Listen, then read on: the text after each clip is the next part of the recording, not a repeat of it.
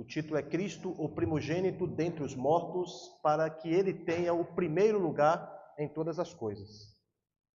Vou falar de novo. Cristo, o primogênito de entre os mortos, para que ele tenha, quem? Cristo, né? O primeiro lugar em todas as coisas. Graças a Deus, dentro de Colossenses, capítulo 1, versículo de 18 a 23, que eu vou ler, tá bom? Colossenses capítulo 1, versículo, eu estou usando a versão restauração. Essa versão, a restauração, as palavras dela é um pouco mais próxima do grego, mais próxima do original, tá bom? O 18 fala assim, ó, ele é a cabeça do corpo da igreja, ele é o princípio, o primogênito dentre os mortos, para que tenha o primeiro lugar em todas as coisas. Pois toda a plenitude agradou-se em habitar nele, e por meio dele reconciliar consigo todas as coisas, tanto as que estão na terra como as que estão nos céus, tendo feito a paz pelo sangue da sua cruz. 21. E vós, embora anteriormente separados e inimigos na mente, por causa de vossas obras malignas, ele agora vos reconciliou no corpo da sua carne, mediante a morte, para vos apresentar santos e sem defeito e irrepreensíveis perante ele. 23. Se é que permaneceis na fé, alicerçados e firmes, e não vos deixando afastar da esperança do evangelho que ouvistes, o qual foi proclamado a toda a criação debaixo do céu, do qual eu, Paulo, me tornei ministro. Vamos lá para o capítulo 2, versículo 9, que diz assim: pois nele habita corporalmente toda a plenitude da deidade. Como os irmãos sabem, nós estamos estudando Colossenses. E como eu falei semana passada, o livro de Colossenses, apesar de ser um livro muito curto, ele é muito profundo, tão profundo como o livro de Efésios. E muitas das coisas nós não conseguimos entender. Nós, às vezes, não temos discernimento para entender. Muitas coisas ainda estão ocultas. Mas, graças a Deus, que as reveladas nos pertencem. Deus já tem revelado várias coisas, e eu acredito que tudo que Ele revelou é o suficiente para o nosso desfrute, para a nossa edificação. Então, semana passada eu encorajei os irmãos a focarem em uma leitura mais assertiva, uma leitura mais dinâmica, uma leitura mais pragmática do livro de Colossenses, para que nós possamos entender, procurar entender e compreender com mais exatidão a profundidade desse livro. Então, eu continuo recomendando os irmãos para que invistam um pouco mais de tempo na leitura do livro de Colossenses. Foram muito bons os hinos, em especial o hino que fala de Colossenses, que ali já traz um panorama, né, dessa epístola. Dentro do contexto eu quero trazer um pouco ainda do contexto de Colossenses. Quem escreveu a epístola foi o apóstolo Paulo. Nessa epístola, o apóstolo Paulo nos apresenta 3 versículos base. Todos esses versículos são de advertências que nos leva a entender o objetivo da epístola. Por esses 3 versículos, nós já conseguimos entender qual é o objetivo da epístola. O primeiro versículo está no capítulo 2, versículo 8, que diz assim, eu estou lendo na versão restauração, tá bom? Cuidado que ninguém vos venha a enredar com sua filosofia e vãs sutilezas, conforme a tradição dos homens e conforme os rudimentos do mundo e não segundo a Cristo. Então, o primeiro versículo de advertência que ele traz é esse aí de Colossenses capítulo 2, versículo 8. Nessa porção, então, nós vemos 4 coisas negativas aqui apresentadas, né? Que nos podem enredar ou escravizar. A primeira é filosofias. A segunda, vãs sutilezas. A terceira, tradições. E a quarta, os rudimentos do mundo. Então, nesse pequeno versículo, Paulo já fala de 4 questões negativas que estavam embrenhadas ali na igreja. Senhor Jesus. Aos olhos da humanidade, nós sabemos que a filosofia era muito boa, né? A filosofia caída, na realidade a humanidade que é caída, a filosofia é muito boa. Eu, particularmente, eu gosto de ler um pouco sobre filosofia. As palavras são bem encaixadas, bem trabalhadas. Um pouco da especulação filosófica. Então, a filosofia, no geral, é muito boa. Ele é o produto mais elevado e desenvolvido da cultura. Senhor Jesus. Aí depois ele fala também dos rudimentos do mundo. Os princípios elementares ou rudimentares de determinados ensinamentos. Também podem ser altamente considerados pela sociedade. Os rudimentos do mundo são as questões elementares que eram trazidas para a igreja. Uma questão elementar, por exemplo, era em relação à comida. A comer. Era uma questão elementar. Você quer ver, por exemplo, algo que é elementar? Quando se falava lá na época dos escravos, que você falava para os escravos que você comer manga com leite, você morria. É algo elementar, rudimentar. Na realidade, manga com leite não mata. Apenas, isso aí foi uma estratégia para o escravo não comer a manga e não beber o leite. Algo elementar, que eu estou trazendo um exemplo que era trabalhado, andava na igreja essas questões, em relação à comida, em relação a vestimentas, em relação a acessórios. Senhor Jesus. Também podem ser altamente considerados pela sociedade. Entretanto, a filosofia e as sutilezas, as tradições e os rudimentos do mundo podem fazer de nós presas, porque nós ficamos presos a esses ensinamentos, ficamos presos a essas questões. E aí, Cristo acaba sendo substituído, ou Cristo acaba sendo deixado de lado. Então, essas quatro coisas, elas vinham mascarar ou substituir a pessoa de Cristo, ou ainda deixar Cristo de lado, porque as pessoas ficavam muito focadas e envolvidas nessas quatro coisas. No capítulo 2, versículo 16, Paulo diz, outra advertência, ninguém, pois, vos julgue por causa de comida e bebida, ou dia de festa, ou lua nova, ou sábados. Aqui o apóstolo Paulo enumera várias coisas positivas, né? Várias coisas que é bom fazer. Comida, bebida, dia de festa, ou lua nova. Várias coisas ele enumera nesse versículo. Porém, ele advertiu os colossenses que não permitissem que ninguém ou julgasse por causa dessas coisas. Então as pessoas julgavam umas às outras por causa dessas questões. Questões muito elementares, muito pequenas na igreja, que eram discutidas, e Cristo era deixado de lado. No versículo 18, Paulo fala assim, ninguém vos prive do prêmio. O prêmio aqui, no 18 está, ninguém se faça árbitro contra vós outros. O prêmio aqui, a melhor tradução é, ninguém vos prive do prêmio. Qual era o prêmio? Cristo. Então o prêmio, que era Cristo, estava sendo suprimido, sendo privado das pessoas desfrutarem. Ninguém vos prive do prêmio, com engodo de humildade, de culto dos anjos. Semana passada eu falei sobre a questão de culto dos anjos, que era uma prática comum. Então as pessoas ali, os irmãos ali, eles estavam preocupados em, utilizando a liderança cristã, ensinava os colossenses de dizer que eles estavam exercitando a humildade ao ter os anjos como intermediários. Só que isso era uma heresia tamanha. Ninguém vos prive do prêmio com engodo de humildade, de culto dos anjos, indagando de coisas que viu. Olha o que ele fala assim, ó, indagando de coisas que viu. Eu vi um anjo. Eu estava sonhando e sonhei que eu vi um anjo, com asas, com arco, angelical, essas histórias. Indagando de coisas que viu, inchado de vão orgulho em sua mente carnal. O terceiro versículo traz uma advertência aqui. Então, aqui os irmãos da igreja de Colossos, eles foram privados dessa recompensa.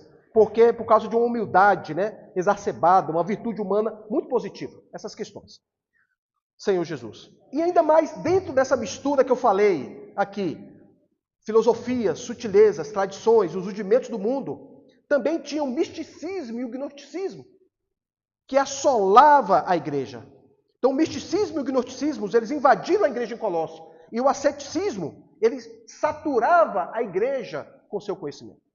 E E a gente tem falado o que é o gnosticismo, o que é o misticismo e o que é asceticismo. E essas correntes filosóficas estão até hoje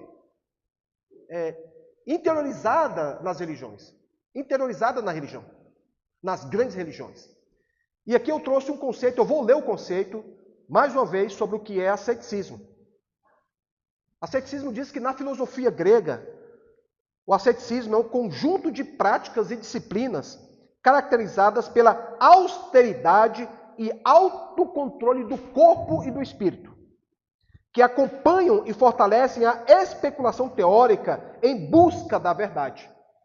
Então, suprimia sacrifícios ao corpo, restrições ao corpo, em busca de uma verdade superior. No cristianismo e em todas as grandes religiões, o asceticismo é o conjunto de práticas austeras, comportamentos disciplinados e proibições morais prescritos aos fiéis, ou seja, ditados aos fiéis, tendo em vista a realização de desígnios divinos e leis sagradas. Então, era imposta algumas regras aos fiéis, tendo em vista de algum desígnio divino e alguma lei sagrada. É aquela famosa, não faça isso, porque se você fizer isso, vai para o inferno. Não faça isso, porque se você fizer, um carro vai passar por cima de você. Não faça isso, que uma doença venérea... São essas coisas. Então, utilizavam esses ensinamentos, e às vezes com a restrição do próprio corpo, a privação do próprio corpo, para dissolver isso na igreja. Então, eu quero também falar o conceito de gnosticismo, que também era forte na igreja em Colossos. Segundo o dicionário, ele é um movimento religioso de caráter sincrético. O que quer dizer? A junção de várias religiões. Diferentes religiões se juntaram, pegaram o que é bom de várias religiões. Seitas, filosofias ou visões do mundo. E esotérico, desenvolvido nos primeiros séculos de nossa era, à margem do cristianismo institucionalizado, combinando misticismo e especulação filosófica. Olha só. Tudo isso na igreja em Colossos. Claro que era uma investida estratégica do inimigo, para justamente o que nós temos falado, para que Cristo fosse deixado de lado. Parasse de desfrutar Cristo e passasse a desfrutar essas questões vãs. Então, assim, um ponto vital do contexto do livro de Colossenses é que a cultura, tudo isso que eu falei, foi introduzido na igreja, em Colossos. E isso atrasou, desviava os irmãos, colocava dúvida nos irmãos e levava muitos irmãos a desviarem. No contexto geral, a população de Colossos era composta por judeus e gentios. Os judeus têm por cultura ser muito tradicional. Né? Os gentios também gostam de viver sob regras rígidas, os judeus ali daquela região. Então, a maior parte desses judeus e desses gregos, os gentios gregos, estavam sob a influência filosófica, a influência da cultura grega e a filosofia. Então, essa mistura inundou a igreja em Colossos. Para o apóstolo Paulo, a igreja deveria ser uma casa, uma assembleia cheia de vida. Uma assembleia cheia de frescor. Uma assembleia onde as pessoas desfrutavam apenas da pessoa de Cristo e constituída de Cristo. Mas em vez disso, as pessoas estavam ali invadidas pela cultura.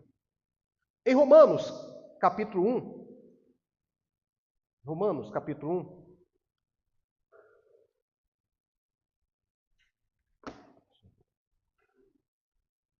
que o Senhor nos livre dessas coisas.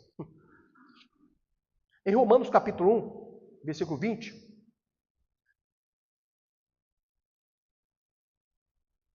eu quero avançar, né? Em todas as coisas criadas, o poder de Deus é manifestado. Fala assim, os atributos invisíveis de Deus, assim o seu eterno poder, como também a sua própria divindade, claramente se conhece, desde o princípio do mundo, sendo percebidos por meio das coisas que foram criadas. Então, que fala que os atributos invisíveis de Deus, assim o seu eterno poder, como também a sua própria divindade, claramente se conhece desde o princípio do mundo, sendo percebidos por meio das coisas que foram criadas. Semana passada nós falamos sobre Cristo sendo o primeiro da criação, o primeiro da criação. E eu quero avançar um pouco mais para poder explicar o título da mensagem que fala que Cristo é o primeiro dentre os mortos, é o primogênito dentre os mortos. Então Cristo, ele é o único poder no universo. E a sua própria pessoa é o poder. Primeiro ponto. O que Paulo queria defender? Qual era a defesa do apóstolo Paulo em relação ao Colossenses? Fala assim, em relação à igreja de Colossenses. Que Cristo, Ele é o poder. Cristo é o único poder no universo. Não é o gnosticismo, não é o asceticismo, não é o misticismo, não é a cultura. Por mais que essas pessoas tenham uma mente maravilhosa, fantástica, eles não são nada. Cristo é o único poder. Não é o conhecimento que traz o poder. Cristo é o único poder do universo. Aí ele fala, por que ele fala da criação? Colossenses, vocês têm dúvida de que Cristo, Ele fez todas as coisas? Basta olhar para a criação, olhe para a criação. Isso que eu queria dizer, olhe para a criação. A criação expressa Cristo. A criação é o próprio Cristo. Olhe para você mesmo, olhe para você, uma máquina perfeita como ser humano. Então ele fala a respeito da criação. Quer ver Cristo? Olhe para a criação. A criação ostenta as características do poder intrínseco de Cristo. Todas as coisas vieram a existir por meio dele ou para ele. Agora aqui é um ponto. Todas as coisas vieram a existir por meio dele e para ele. Então tudo que foi criado. Semana passada eu falei que por um lado as coisas foram criadas por amor de nós. E Apocalipse fala que por outro lado as coisas foram criadas para Cristo. Então as coisas foram criadas para Deus e por amor de nós. Todas as coisas para o nosso desfrute. Então essa é uma visão maravilhosa. Tudo foi criado. Aí fala assim, Cristo tem que ser o primeiro. Só que na nossa visão humana, não é esse conceito não é o correto. Fala assim, Cristo deve ser o primeiro da sua vida? Então o primeiro é Cristo. Em segundo lugar, tal coisa. Em terceiro lugar, é tal coisa. Não. O conceito aqui é que o primeiro aqui é tudo. Cristo é tudo na sua vida. Ele é o primeiro, ele é o último. Se nós quisermos ter uma vida abundante, é ter essa experiência de Cristo ser tudo na nossa vida. Então, quer ver Cristo? O que Paulo está querendo dizer? Você quer ver Cristo, Colossenses? Olhe para a criação. Olhe para a criação. Você quer sentir Cristo? Olhe para a sua palavra, que fez vir a existir todas as coisas. A palavra de Cristo, o simples fato de falar, veio a existir todas as coisas. Então, quer sentir Cristo? Olhe para a sua palavra. E quando eu falo olhar para a sua palavra, é ter contato com a sua palavra. Paulo falou, você quer agradar a Cristo? Ame os irmãos. Sirva a igreja. Em 1 João, vamos lá rapidinho nesse versículo. Em 1 João, capítulo 4. 1 João, capítulo 4, versículo 12, diz assim. Ninguém jamais viu a Deus. Ninguém jamais viu a Deus. Se amarmos uns aos outros, Deus permanece em nós. E o seu amor é aperfeiçoado em nós. Então ele fala assim, que ninguém jamais viu a Deus. Mas se você quiser que Deus permaneça em você, ame a Deus, ame os irmãos. E o seu amor é aperfeiçoado em vós. Aí, depois do próximo passo, eu quero avançar, porque esse é muito profundo aqui. Ele fala aqui no Colossenses capítulo 1, versículo 19, diz assim, pois toda a plenitude agradou-se em habitar nele. É a melhor tradução que eu tenho aqui. Pois toda a plenitude agradou-se em habitar nele. A plenitude aqui equivale-se lá à imagem do versículo 15, o qual é a imagem do Deus invisível, o primogênito de toda a criação. Dizer que Cristo é...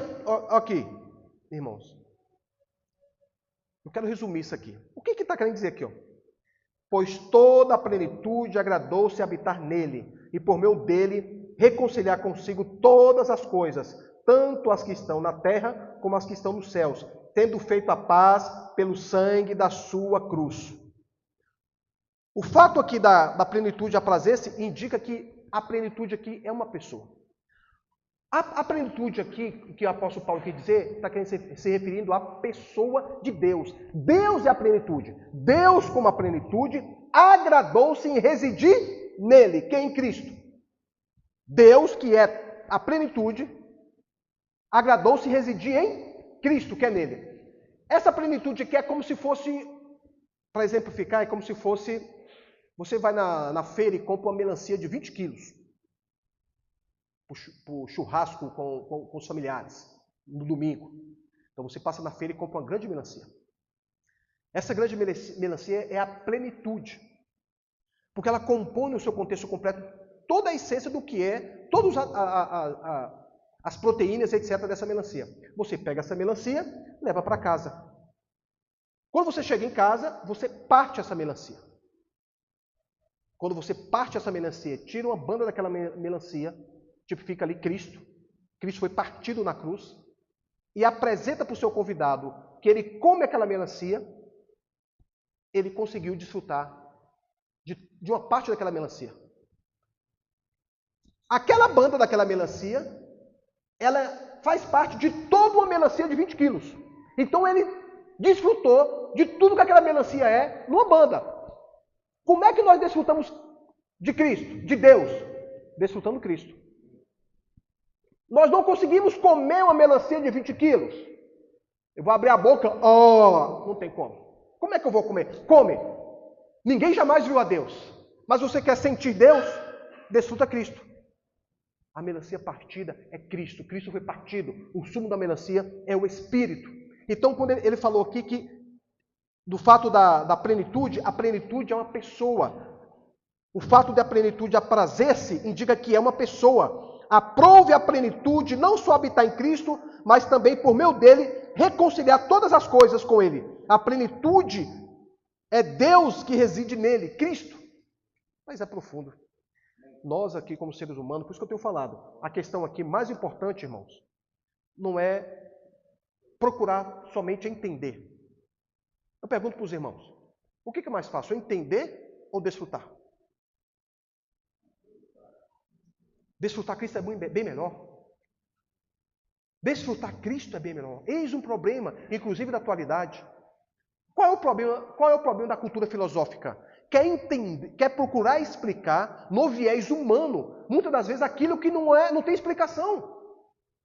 O viés da cultura filosófica é tentar explicar aquilo que muitas das vezes não tem explicação.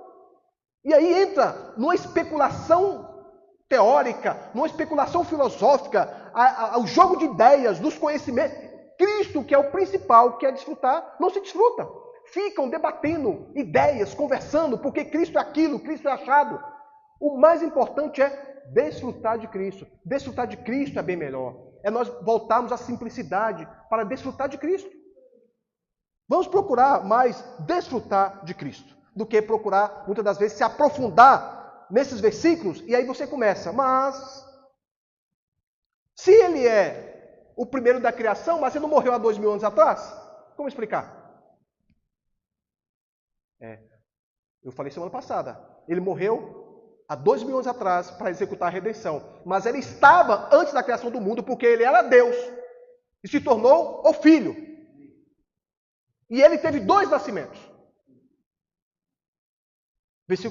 Capítulo 1, versículo 20, diz assim: e por meio dele, reconciliar consigo todas as coisas, tanto as que estão na terra, como as que estão nos céus, tendo feito a paz pelo sangue da cruz. O 20, como é que está aqui? E que, havendo feito a paz pelo sangue da sua cruz, por meio dele, reconciliasse consigo mesmo todas as coisas, quer sobre a terra, quer nos céus. Aqui tem a expressão que fala, e por meio dele. O por meio dele aqui quer dizer Cristo como instrumento. Amados irmãos e amadas irmãs, a igreja. Cristo, ele é um instrumento. Ele é um instrumento ativo por meio do qual a reconciliação foi realizada. Cristo, ele é o caminho, é o instrumento. É o caminho para nós nos chegarmos a Deus.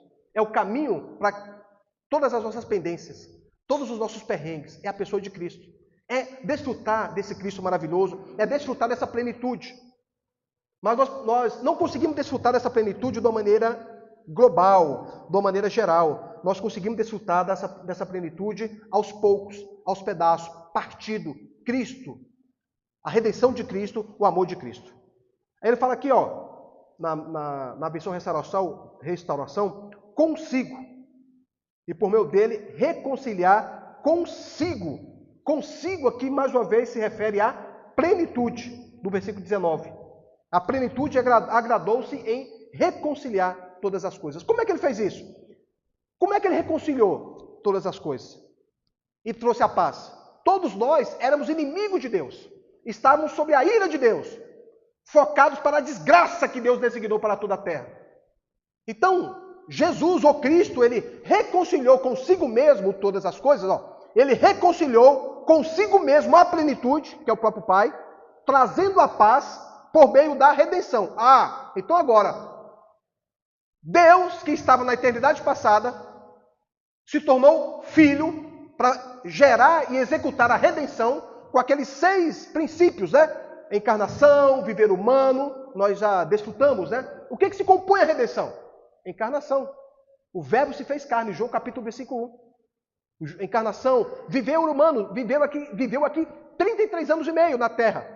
Teve a experiência de homem. Então, quando ele encarnou, a divindade se mesclou com a humanidade. Então, nós podemos dizer que Deus passou a ser homem, ou um Cristo homem. Então, ele trouxe a divindade com a humanidade, o primeiro nascimento. Qual foi o primeiro nascimento? Na encarnação. Ele encarnou, foi o primeiro nascimento. Qual foi o segundo nascimento? A ressurreição. O próprio Cristo, ele teve 2 nascimentos. A encarnação e a ressurreição. Quando nós aceitamos Cristo, desfrutamos de Cristo, recebemos o Cristo como seu Salvador, nós recebemos automaticamente os 2 nascimentos, o da encarnação e o da ressurreição. Esse contexto da redenção que Cristo trabalhou para nos alcançar e reconciliar consigo mesmo, todas as coisas, inclusive eu e você, é onde começou a nossa história. Nós vimos que dentro da redenção encarnação. Ele encarnou. Viver humano, ele viveu aqui 33 anos. Ele foi batizado, morto, ressuscitado e ascendido. Ele ascendeu o céu como o Espírito que dá vida e voltou para a terra como o Espírito e está disponível para todo aquele que nele crê. Ponto. Essa é a redenção. Quando ele encarnou, a divindade veio e mesclou com a humanidade, primeiro nascimento. Quando ele ressuscitou, o segundo nascimento, a humanidade mesclou-se com a divindade completo. A perfeição, a obra completa de tudo isso aí. Tudo para nos alcançar e nos reconciliar consigo mesmo. Ó Senhor Jesus. Graças a Deus. E o 21, 22 fala assim: E vós, embora anteriormente separados e inimigos na mente, por causa de vossas obras malignas. Olha só que interessante, eu não vou falar que legal, que interessante. Aqui o versículo fala que nós separados e inimigos na mente. Marquinhos, onde é que nós somos inimigos? Na mente. Onde é que nós somos inimigos de Deus? Na mente. Por um lado, Cristo já reconciliou todas as coisas. E nós saímos da ira de Deus. Por outro lado, pela experiência, nós ainda somos inimigos de Deus quando estamos na mente. Isso é muito pesado. Nós nos tornamos inimigos de Deus quando estamos na mente. Ele agora vos reconciliou no corpo da sua carne, mediante a morte, para vos apresentar santos e sem defeitos e irrepreensíveis perante ele. Eu estou lendo o versículo 22. Então, visto que nós éramos pecadores, nós precisamos da redenção. A redenção foi concluída. Todo pecador, a redenção é para ele. Todo ímpio, a redenção é para ele. Todo filho de Deus, a redenção é para ele. Todo aquele que já creu no Senhor, a redenção é para ele. É de uma eficácia tremenda e de uma eficácia eterna. Mas, também quando fala da inimizade. Para Deus, já reconciliou todas as coisas e trouxe a paz. Mas na nossa experiência, somos inimigos de Deus quando estamos na mente, de acordo com esse versículo. Então, para a inimizade, para essa questão da inimizade, nós precisamos da reconciliação. Então, o sangue de Cristo, ele tira o pecado do mundo e reconciliou Deus com os homens. Então, por isso que eu preciso do sangue. O sangue é para me reconciliar com Deus, porque eu estou em pecado na mente. Por isso a importância de confessar os pecados. Por um lado, Deus, ele resolveu o problema dos pecados com a redenção. A redenção está aí completa, com aqueles 6 princípios que eu trouxe, falei para os irmãos. Por outro lado, como nós estamos continuamente na mente, nos tornamos inimigos de Deus, porque estamos na mente, somos mentais. Então nós precisamos da reconciliação. A redenção também trouxe o aspecto da reconciliação. Reconciliar a minha mente com Deus. Então é pedir perdão, confessar os nossos pecados, parar ali um tempo no dia, invocar o nome do Senhor. A melhor reconciliação é invocar o nome do Senhor. Estava tendo comunhão com o irmão hoje, ele falou, de vez em quando ele atacava umas crises de ansiedade, então ele saía doido, né? Saía doido e andava vários quilômetros. Aí lá atrás, um tempo atrás, eu falei, cara, quando atacar essas crises aí, cara, você ore, ajoelhe ao Senhor e ore, invoca o nome do Senhor. O nome do Senhor é poderoso, cara. Crê nisso. E ele falou que quando vem as crises, né, ele invoca o nome do Senhor e ele fala assim, rapaz, por incrível que pareça, vai embora a ansiedade. Eu achei engraçado ele falar, por incrível que pareça, mas é verdade, creia. Invoca o Senhor. Né? Então, estava com problema de tomar remédio, tal, parou de tomar remédio para dormir, agora está dormindo. O nome do Senhor faz até dormir, cara. A prática de invocar o nome do Senhor. É porque a gente não acredita. Irmãos, por que você tem que fazer academia? Porque tem que ter um chato lá. Você paga lá 130 conto por mês para sair para academia, puxar peso. Aí quando você não paga, por que eles não colocam para você pagar mensal? Porque você não vai. Coloca para você pagar o ano, passa o cartão lá. Porque você fica com o coração, eu já paguei, eu tenho que ir. Você vai para fazer academia. E muitas das vezes você mesmo assim não vai. Então nós precisamos de pessoas para dizer o que temos que fazer. Por que a gente paga coach? Eu já ouço vários coaches. 100% dos coaches falam a mesma coisa de maneira diferente. A mesma coisa de maneira... Ele só muda a maneira de dizer. Mas por que você paga? Porque você quer colocar a culpa em alguém. Você não assume a culpa, nós como seres humanos. A gente quer colocar a culpa em alguém. Então eu paguei o coach, o problema é o coach é péssimo. Ele é ruim, você quer colocar a culpa em alguém. Então o nosso problema é que a gente sempre quer colocar a culpa em alguém. Mas a vida cristã é muito fácil, é muito simples. Aí eu sigo um camarada, estou trabalhando, né? Uma nova profissão que eu estou aprendendo no mercado financeiro. Ele fala assim, é muito simples, você quer aprender inglês? 7.000 horas estudando inglês. Conta aí no cronômetro, 7.000 horas. Eu fui fazer a conta. 7.000 horas, Mateus. É estudando 8 horas por dia por 7 anos. É muito tempo. Mas ele garantiu. Faça que acontecerá. Você quer emagrecer? Tira essa seringa da morte. Fecha a boca e faz exercício. E não faz? Exercício que você faz é HIIT e calistenia. Dentro do quadrado de 4 metros você faz. 4 metros aqui você faz. Você vai emagrecer. 100% das vezes. O que eu quero dizer? Que nós somos complicados, complexos, pessoas complexas que precisam o tempo todo de input do que tem que fazer. Eu tenho falado para Belisário, né, Belisário? Tem que caminhar. Né? A maioria das doenças mentais, a ciência tem dito que é fraqueza nas pernas. Os estudos na Universidade de Harvard falou que fizeram lá um grupo, 100% das pessoas que tinham problema de mental, de Alzheimer e outras doenças da mente, todas elas eram fracas nas pernas. Tinha fraqueza nas pernas. As pernas perderam as forças. Então, por alguma questão, o estudo da fraqueza, da demência mental está ligado aos músculos das pernas. Quanto mais fraco ficam as pernas, mais doenças mentais, mais as pessoas têm doença mental. Ao passo que quanto as pessoas têm mais força nas pernas, mais inteligentes são. Mais do QI avançado tem, quanto mais força nas pernas. Mas nós sabemos que temos que caminhar. Nós sabemos que temos que fazer exercício. Por que não fazemos?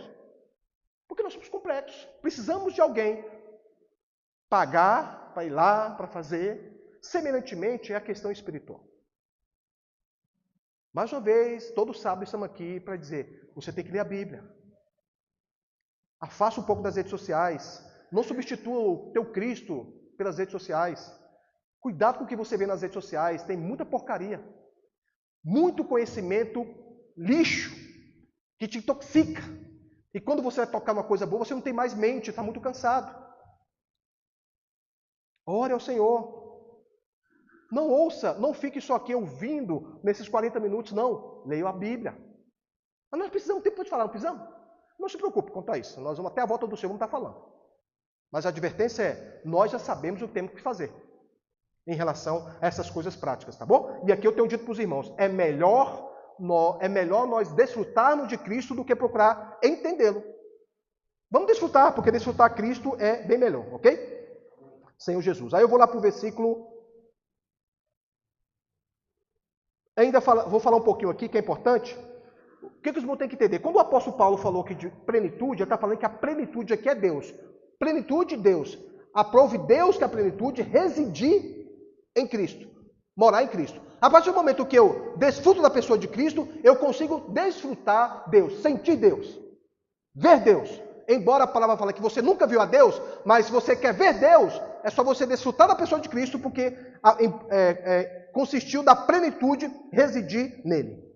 O versículo 23 fala: se é que permaneceis na fé, alicerçados e firmes, e não vos deixando afastar da esperança do evangelho que ouvistes, o qual foi proclamado a toda a criação debaixo do céu, do qual eu, Paulo, me tornei ministro. A fé aqui é o objeto do que cremos, tá bom? Nós cremos, o objeto foi a fé a qual nós cremos. E fala da esperança. A esperança aqui é a esperança do versículo 27. Qual é a nossa esperança? É Cristo. Está lá, Cristo em vós, a esperança da glória. Qual é a minha esperança, a sua esperança? É que o Donald Trump lá tenha misericórdia do Brasil e tire as taxas? Irmão, meu coração, me perdoa, meu coração é que ele bota 200%. É o meu coração. Ah, você é louco? É, eu sou louco. Eu queria que esse país virasse de cabeça para baixo. Pau quebrava a guerra, viu um míssil aqui, destruía. Eu queria, sabe por quê? Porque é só no fogo que o ser humano é forjado. Nós somos abundantes, nós fazemos 6 refeições por dia. Somos o país que mais dispensa comida. Como é que uma pessoa dessa vai querer evangelho com a barriga cheia? Cristo não, meu pirão.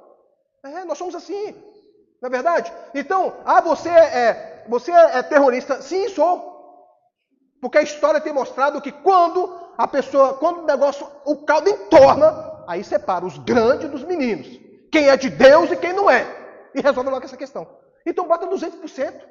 Ou a nossa esperança é que Trump vai, vou ter perdão do Brasil, vou colocar lá, vou baixar as taxas para 15%. Pode abaixar Põe um litro de combustível a R$100. Põe. R$100. Vou botar. É bom que a gente para de andar de carro e vamos andar a pé, de bicicleta. Eu tenho uma bicicleta, vou para o trabalho, vou emagrecer. A gente sai para comprar o pão, tem que pegar o carro. A nossa esperança não está nessa terra. Não pode estar. Estamos vivendo um caos. Guerras. A nossa esperança, como está aqui, é Cristo em vós, a esperança da glória. Quando ele fala, se é que permaneceis na fé, a fé que é o objeto do que nós cremos, alicerçados e firmes, e não vos deixando afastar da esperança do evangelho que ouviste, a esperança que é o Cristo, como eu falei, a qual nós não devemos afastar. Irmãos, vou falar de novo, a esperança a qual nós não devemos afastar. Qual é? De Cristo. Cristo é a esperança. Aí eu vou trazer um exemplo, que todos conhecem, Lucas capítulo, acho que 15, né? Lucas capítulo 15, que fala do filho pródigo. O filho pródigo se afastou do pai. Olha só, o filho pródigo, Aneilton, tinha tudo e se afastou do pai. Ele tinha tudo, era rico e ele se afastou do pai. O filho pródigo sou eu e você, nós temos tudo. A outra dúvida aqui, por que foi o mais novo que se afastou do pai? Foi o mais novo, se nós olharmos, o mais moço falou, pai, me dá tudo que eu tenho aí direito e eu vou curtir a vida. Por que foi o filho mais novo? Por que não foi o filho mais velho? Muito simples, experiência. O filho mais novo era inexperiente, coitado. Sem experiência. Então o filho mais velho, embora ele errou, lá no diálogo com o pai, o filho mais velho, o quê? Meu amigo, eu sei que o bicho aí fora pega. Não é assim não. Eu vou ficar com meu pai aqui, comendo do bom e do melhor, desfrutando das riquezas, que eu sou o herdeiro. Deixa esse garoto aí partir, ele vai sentir lá o que é. Mas o que? Ele se afastou. O filho pródigo se afastou. Se afastou de quem? Do pai, que é o Cristo, a esperança. Se afastou da esperança. O filho pródigo depositou a sua esperança na instabilidade da riqueza do mundo. Ele foi curtir o mundo. No final, comeu com os porcos. Se pareceu com o porco. Se arrependeu e voltou. É o único versículo na Bíblia que diz que Jesus, ele correu. Fala que Jesus correu para abraçar o filho. Então Jesus está disposto para correr e nos abraçar. Se afastou, se deu mal, se afastou da esperança da glória que é Cristo. Outra pessoa que eu não vou ler, Lucas capítulo 15, de 11 a 32, fala do filho pródigo. Está falando aqui, ó, eu estou baseando o versículo 23 de Colossenses capítulo 1. E não vos deixando afastar da esperança do evangelho que ouviste. A esperança do evangelho que ouviste está no versículo 27, Cristo em nós, que é a nossa esperança de um dia sermos glorificados com Cristo. O outro também que afastou, que nós conhecemos, que se afastou da pessoa de Cristo, foi Pedro. Pedro, ele se afastou. Naquela referência, né? Deixa eu ver se eu anotei aqui. De Lucas capítulo 5, versículo 10. Vamos lá, rapidinho.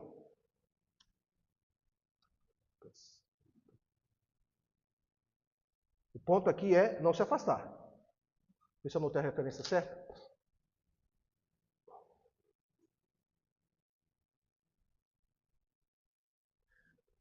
Aqui em Lucas mostra que para que Pedro foi pescado, ou foi chamado? Para ser pescador de homens. Pedro foi chamado, Pedro, você vai ser agora, eu sei que você pesca, tem uma empresa de pesca aí, onde você sobrevive, mas agora eu vou te convocar para você ser pescador de homens. Essa era a função. Pedro recebeu uma incumbência, ser pescador de homens, ponto. Jesus morreu, Pedro olhou, vou pescar. Olha só. Pedro perdeu a esperança, voltou à prática das suas velhas atitudes, voltou a fazer o que ele fazia antes, quando ele era pescador de homens. Não considerou a sua salvação pela graça de Deus, desconsiderou a sua salvação. Pedro voltou a ser velho, natural, decaído da graça, separado de Cristo. Por quê? Tudo isso porque ele se separou de Cristo. Gálatas capítulo 5, versículo 4, diz assim: fostes reduzido a nada, separado de Cristo, vós que vos justificais pela lei, decaíste da graça. Pedro decaiu da graça a se afastar de Cristo, a esperança da glória. E nós, muitas das vezes, somos levados a isso, a sermos separados de Cristo por todas essas questões que nós já falamos. Senhor Jesus. Aleluia. Vamos ler Romanos capítulo 4, versículo 7.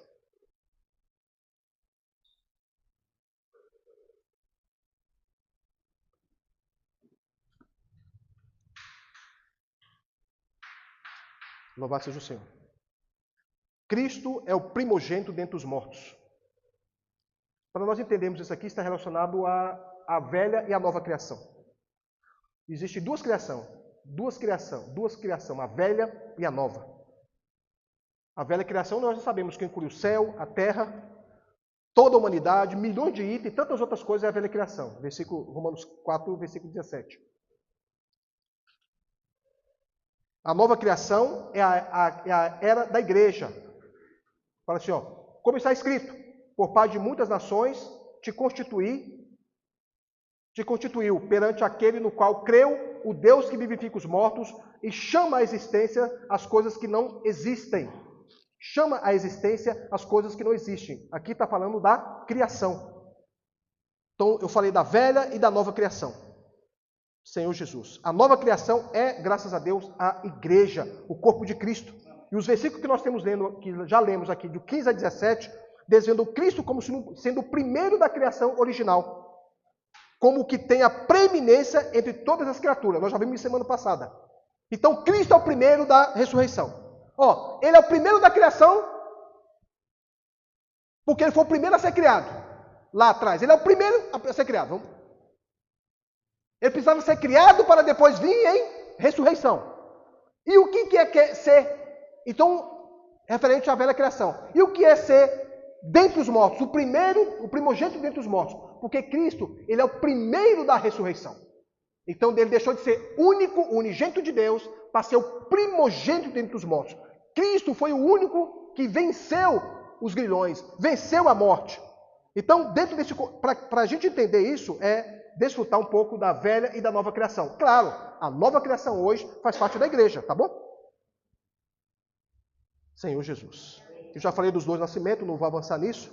que Cristo tem os dois nascimentos, está relacionado também a ser o Cristo ser o primogênito dentre os mortos. O primeiro nascimento foi a encarnação e o segundo a ressurreição. Abre para mim, lança para mim Atos 16, 33.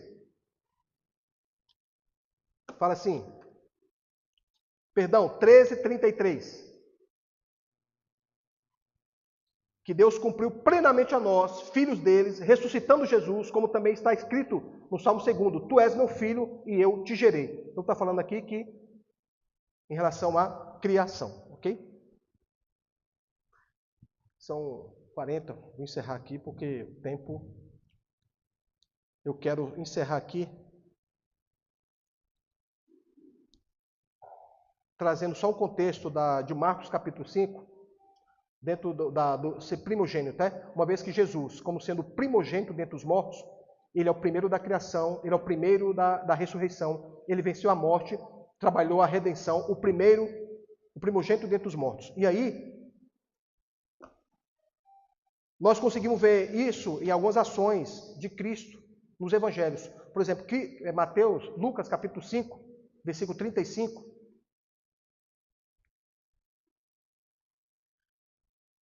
Perdão. Marcos 5, 35.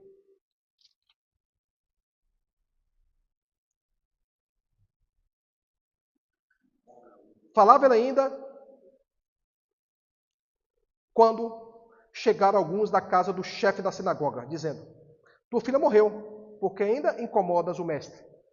Mas Jesus, ouvindo por acaso a palavra que estava sendo falada, disse ao chefe da sinagoga, não temas, crê somente.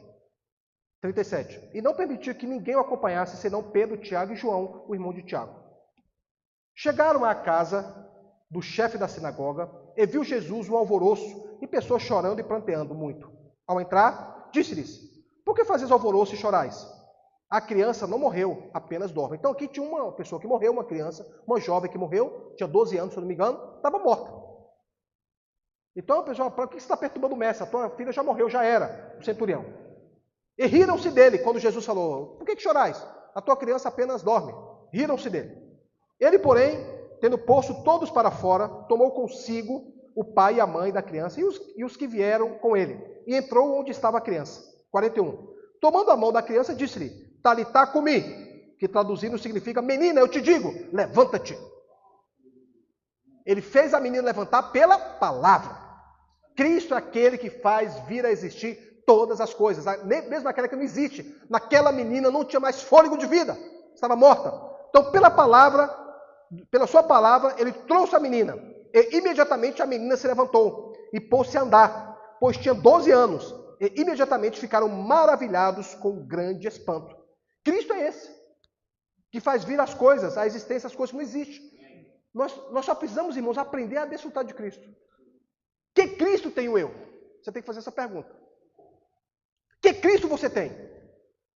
O Cristo do Marquinhos é diferente do Cristo do Ernesto. Que Cristo tenho eu? Em Lucas, agora é Lucas, para concluir, Lucas, capítulo... Eu quero trazer outra questão. A partir do versículo 11. E sucedeu que, em seguida, ele foi a uma cidade. Ele quem? Jesus foi a uma cidade chamada Naim. E iam com ele os seus discípulos e numerosa multidão. Quando se aproximou da porta da cidade, eis que levam para fora um morto, filho único de sua mãe, que era viúva, e considerável multidão da cidade estavam com ela. Vendo-a, o Senhor se compadeceu dela, ele disse, não choreis, não chores. Aqui existe um aspecto importante. A viúva não pediu para Jesus curar o menino, o único filho dela. Ela era viúva e o único filho tinha morto, estava morto. Esse contexto da cidade aqui era uma miséria extrema, em todos os sentidos. Mas Jesus, ele se compadeceu da mulher, da mãe chorosa. Sem ser pedido, sem ser indagado, ele foi lá e agiu. 14. Aproximando-se, tocou a esquife e os que o levavam pararam. Então disse, jovem, eu te digo, levanta-te. Sentou-se o morto e começou a falar, e Jesus o entregou à sua mãe. E temor se apoderou de todos e glorificavam a Deus, dizendo: grande profeta se levantou entre nós e Deus visitou o seu povo. Eu estou trazendo dois aspectos de ressurreição. Um, que Cristo foi indagado para curar, o outro, Jesus Cristo se compadeceu e curou. Hoje, Cristo pode curar? E ele está disponível para curar? Sim. É desejo dele? Não sei. Mas ele está disponível? Sim. A questão é, que Cristo tenho eu? Lembra do exemplo que eu falei da academia? Por que eu vou para a academia? Por que eu tenho que pagar o mês, ou o ano? Porque se eu pagar o mês, eu não vou. Por que eu preciso do coach? Então, como que eu faço para desfrutar Cristo? Eu preciso ter uma iniciativa própria, uma proatividade. Eu preciso pagar um preço, eu preciso acordar mais cedo, eu preciso colocar o celular no silencioso, você precisa. Porque na atual conjuntura, da quantidade de informação que nós temos, se nós não ficarmos apercebidos, nós seremos enganados, aprisionados pela essa grande porcaria de coisas que tem aí e não conseguiremos tocar na pessoa de Cristo. Eu já disse para os irmãos, eu tenho uma regra, uma regra minha. Por dia, eu fico no máximo 1 hora nas redes sociais, intercalado. Por dia, é sagrado, 1 hora. Às vezes você tem que olhar o WhatsApp, até por questão profissional, né? Graças a Deus que o trabalho agora utiliza o Signal, que é mais protegido. Então, profissionalmente é o Signal. Então, eu não passo, eu já acho muito. É 1 hora. Ou abrir agora o Instagram, 10 minutos, ou só tenho 50 minutos. Tá. Graças a Deus, e cada vez mais está diminuindo. Eu estou abusado dessas coisas, abusado. Porque eu sei que essas coisas me tiram de Cristo, me tiram do momentos preciosos com Cristo, e vão infundir em você grande conhecimento, a grande maioria duvidosos, a grande maioria sem fonte bíblica, sem base bíblica e um conhecimento secular, sem uma fonte segura, muita porcaria, muita fake news, muita gente querendo se aparecer, muita bunda de fora, sabe? Muita coisa, muita porcaria. 1 hora já está de muito tamanho. Aí se você quiser saber quanto é que você fica, vai no seu celular e vê quantas horas por dia você fica nas redes sociais. Você vai se assustar. Tudo isso para dizer, Cristo, o primogênito dentre os mortos. O primeiro da criação. Senhor Jesus, aquele que faz vir à existência as coisas que não existem. Mas que Cristo tenho eu? Que Cristo você tem? Vai depender da sua consagração, da quantidade de tempo que você se consagra. A reunião aqui ela tem vários aspectos, para concluir. Ela tem vários níveis de desfrute. Eu sempre gosto de falar esse exemplo. O irmão já chegou para mim e falou assim, irmão, a reunião não foi boa. Na mesma reunião, os irmãos chegaram, o outro irmão chegou, nossa, eu desfrutei demais da reunião. A reunião foi boa? Eu estou em dúvida agora. A reunião foi boa? Não foi boa? E você desfrutando da reunião? Em quem está o problema? Na pessoa. Que exemplo, no mesmo dia, Deus me iluminou. Teve uma reunião aqui, puxa, que reunião, desfrutei da palavra, dos hinos, os irmãos todos os hinos dentro da palavra, eu ganhei demais, desfrutei, puxa, tocou. Depois chegou, irmão, a reunião não foi boa, mas por que não foi boa? Não desfrutei. O problema é você, não é a reunião. Cristo está disponível para todos. Cristo está disponível para todos, irmãos. Então não põe a culpa em Cristo. Não põe a culpa nos irmãos. Põe a culpa em você. Não põe a culpa no personal trainer. Não põe a culpa no coach. A culpa é você que paga ele para dizer a mesma coisa e te enganar. Nós temos que tomar iniciativa. Desfrutar Cristo é bem melhor.